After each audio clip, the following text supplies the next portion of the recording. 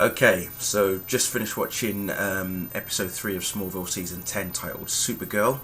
Um, I have to admit, I actually, when the spoilers and the description and the images were revealed for this episode, I did a video where it hinted that, Kara was going to be like Clark's inspiration in terms of the identity side of things and all of that.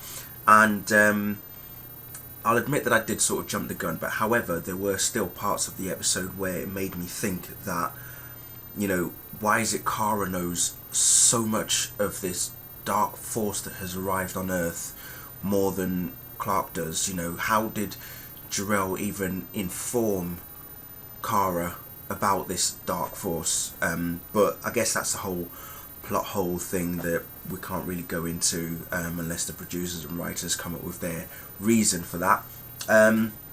But this one features heavily with the character Glorious Godfrey, who's known as one of Darkseid's despots, as I would like to call him. The beginning of the episode goes back 3 weeks ago when we first see Darkseid appear. Now remember at Comic-Con when they showed the epic uber longer trailer, and then it showed you this smoky figure, and then it sort of like puffed out into like a group of black crows. Well, yeah, that was actually Darkseid. And Glorious Godfrey is talking on the radio, and Darkseid possesses him. And we get a hint of the voice of Darkseid. I don't know if it's the actor who was playing Godfrey's own voice that was, his tone was made lower, to act as if it was Darkseid, or if we've got someone who's actually voicing Darkseid altogether. But I have to admit, the episode itself, I did feel it was mediocre at best, to be honest.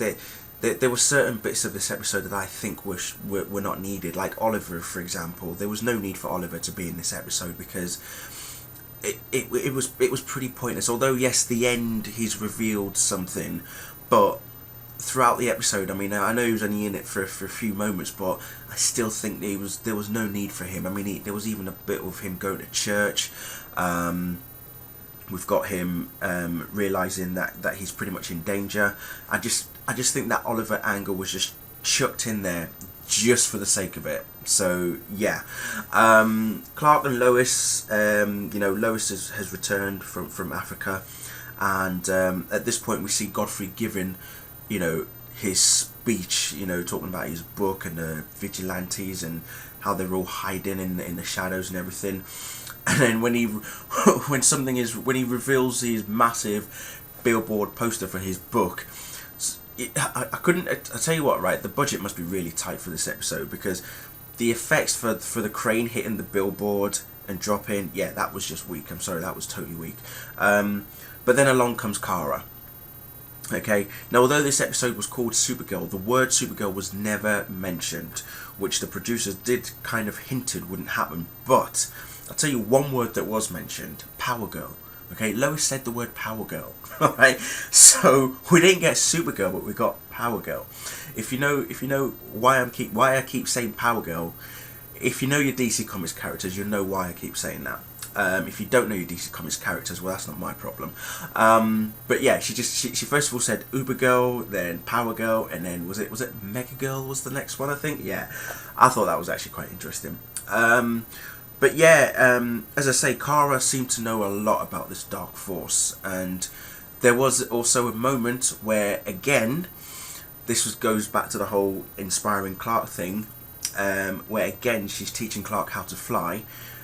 And for a brief moment, it almost worked.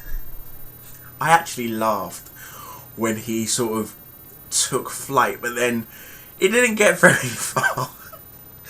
It kind of reminded me of Superman Returns, where Clark's at the farm and he has a flashback of when he was younger and he falls through the barn. Yeah, that's what it reminded me of, basically. I just thought, oh well, that's hilarious. But he was almost there, but he got so frustrated He's still angry about what Jor-El said to him. He still feels that, you know, Jor-El doesn't believe in him that much, and we now, you know, for us comic book fans, we're aware of what Darkseid can do, that he can see the darkness and the doubt and the fear within anybody and use that against them. And he, as I say, he possessed Godfrey, and and when he faced Clark, it was an awesome thing to watch, I have to admit. And you know, it's become apparent, because from the first episode of this season in I've completely forgotten it, Lazarus, you know, the biggest test that Clark has to face is more with himself. And I think Clark realises now that he has got what appears to be some sort of doubt or darkness within him that can be used if Darkseid was to possess him or manipulate him.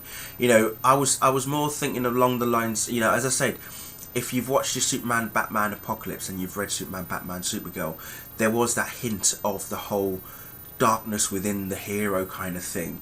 Because in the Superman, Batman, Apocalypse, and Supergirl, we see that, you know, Darkseid uses Supergirl because he can see the potential within her, and I think that's what we got in this episode as well. That bit of the movie and the comic book was in this episode, whereby rather than it being Kara, it was actually Clark instead.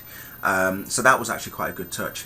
The other thing that concerned me was Kara kept on calling Clark Kal-El. Now, not once did Clark say, by the way, you know, it's Kal-El when you're here on Earth. So does that mean now that Kara is purely embraced her Kryptonian? That's it, that's Kara. She is now, you know, Kara, which is why she's got her secret identity that we saw towards the end as Linda Danvers, although that name was not even actually mentioned.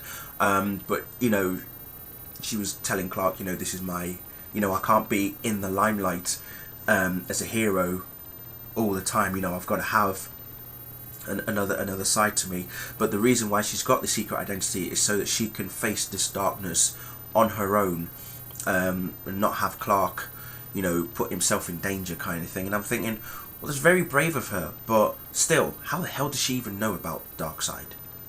You know. On another side note, Lois does a whole undercover job. Again, she dressed up in a hot outfit, probably the hottest one to date. We see what's known as Club Desard, Maxwell's Club Desard, by the way. So it looks like they've put in Maxwell Lord with Desard and Godfrey, all three of them put together, but Maxwell's Club Desard with Godfrey in there as well. So yeah, I don't know what's going on there, but how about the situation that Lois got herself in? I tell you what, I know a few women that wouldn't mind being in that position. That's all I'm going to say. Okay, that can be quite, as Godfrey put it, kinky for a lot of women that I know. So yeah, quite an interesting situation she had herself in, I have to say. Anyway, but yeah, no, as I say, I was actually over zealous about the episode when I first heard about it and what it was going to involve. So from now on, what I'm going to do is that any information or any spoilers that we get, I'm going to take it with a pinch of salt, because the trailer for the 200th episode, as I say, was released earlier today by TV Guide, and I got all worked up because it pretty much gave away a lot of major spoilers. But I've just seen the trailer for the episode just after Supergirl, and to be honest, it's now made me think, right, okay, we've seen those segments, but at the end of the day, the show is an hour long. Although without the adverts, it's just over 40 minutes long. So I really shouldn't worry, should I? No, I shouldn't, exactly. But I'm going to leave it there. 200th episode is next week, people. The epic milestone for Smallville.